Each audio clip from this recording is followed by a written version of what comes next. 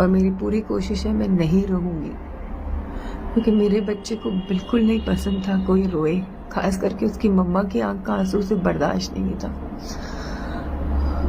और मुझे किसी ने ये बात समझाई थी कि जब आप रोते हो ना, आपके पास भी इतने लोग हैं आपका हाथ पकड़ के दिलासा देने के लिए, पर जब आपका बच्चा वहाँ खड़ा आपको देख रहा है रोने के लिए, उसका हाथ पकड़ने के लिए कोई नहीं है और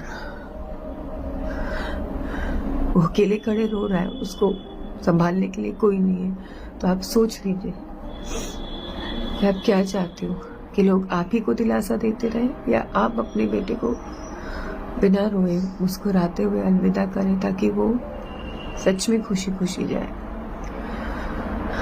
तो यही बात आप सबसे बोलना भी चाहूँगी कि प्लीज़ मत रोइए अब उसके लिए। उसको बहुत दर्द होता था अगर कोई रोता था।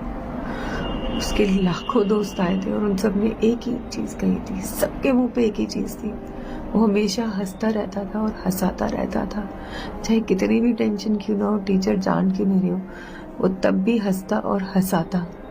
लगता था वो इसी मकसद के लिए आया था और उसका मकसद उसकी मम्मा ज़रूर पूरा करेगी, हंसती रहेगी।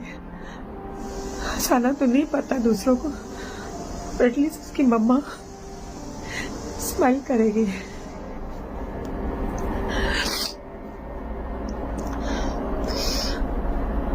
Thank you. जो मेरा दूसरा बच्चा है, जो मेरी टीम है, मेरी टीम में इकलौता एक बच्चा है जिससे मैं बहुत प्यार करती हूँ। प्लीज अब उसके पीछे मत पड़िए। हमारे 2 चैनल्स हैं, हमने एक चैनल को ही हैंडल करना मुश्किल हो रहा है, बहुत मेहनत लगती है, scheduling, rescheduling, unscheduling, and we just don't care. हमने छोड़ दिया उस चैनल को ऐसे। Hello everyone, welcome back to my YouTube channel. तो आज हम बात करने वाले हैं चटोरी रजनी जी की। तो चटोरी रजनी जी के बारे में आप सभी जानते हैं कि उनके एक बेटे थे जिसकी कार एक्सीडेंट में 1 हफ्ते पहले डेथ हो चुकी है। इसके बाद उन्होंने प्रेयर मीट रखी थी उनके कुछ दोस्तों को बुलाकर और अपने रिलेटिव्स को बुलाकर एक प्रेयर मीट रखी थी, जिसमें चटोरी रजनी की आंखों में आंसू शायद लोगों ने नहीं देखे, क्योंकि वो बहुत ज़्यादा नहीं रो रही थी, क्योंकि वो दुखी तो बहुत थी लेकिन वो रोई नहीं थी। तो उन्हीं के प्रेयर मीट में एक कोई लेडीज़ आई थी, उन्होंने इस पूरे प्रेयर मीट का वीडियो बनाकर अपने सोशल मीडिया अकाउंट से जो है जारी किया। उसके बाद बहुत सारे लोगों ने देखा उस वीडियो को। इसके बाद बहुत सारे लोगों के अलग अलग रिएक्शन आने लगे, जिसमें से कई लोग ये कह रहे थे कि अरे ये तो रो नहीं रही है, कैसी माँ है, और हम तो सोच रहे थे ये बेहोश हो गई होगी या फिर इसको कोई दिक्कत हो गई होगी, ये तो बिल्कुल ही नहीं रो रही है, ये तो पार्टी कर रही है। तो इन्हीं सब चीज़ों का जवाब देने के लिए चटोरी रजनी को सबके सामने आना पड़ा और उन्होंने सारी चीज़ें क्लियर की है। उन्होंने बताया कि उनके बेटे को रोना बिल्कुल भी पसंद नहीं था।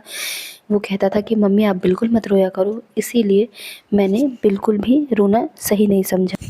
मेरे एक फ्रेंड ने या उनके कोई रिलेटिव है, उन्होंने कहा कि तुम रोगी तो तुम्हारे बच्चे ऊपर से तुम्हें देख रहे होंगे, तो तुम तो यहाँ पर तुम्हें संभालने के लिए बहुत सारे लोग हैं, लेकिन उन्हें संभालने के लिए कोई नहीं होगा, इसलिए तुम रो मत। इसलिए वो नहीं रोई। उन्होंने कहा कि मैं अपने बच्चों को बहुत प्यार करती हूँ, मैं उसे रोता नहीं देख सकती, इसलिए मैं बिल्कुल नहीं रोई। और ये कोई पार्टी नहीं थी, ये प्रेयर मीट थी मेरे बच्चे की शांति के लिए, क्योंकि वो चाहता था कि एग्ज़ाम के बाद वो अपने फ्रेंड्स को पार्टी दे। तो इसीलिए मैंने ये छोटा सा प्रोग्राम रखा था, जिसमें वो उसके फ्रेंड सारे आए हुए थे। तो जिस तरह से स्नैपी गर्ल सपना को हर चीज़ प्रूव करनी पड़ रही है, लोग उन्हें इतना ज़्यादा ट्रोल कर रहे थे कि उनके पति की हत्या उन्हीं ने की है, ये सभी चीज़ें सामने आ रही थी। लेकिन वैसे ही अब चटोरी रजनी के पीछे लोग पड़ गए हैं और फालतू की बातें कर रहे हैं। तो आप सभी का इस बारे में क्या कहना है कमेंट बॉक्स में ज़रूर बताना, और ये वीडियो अच्छा लगे तो प्लीज़ मेरे चैनल को लाइक शेयर सब्सक्राइब ज़रूर करें। धन्यवाद।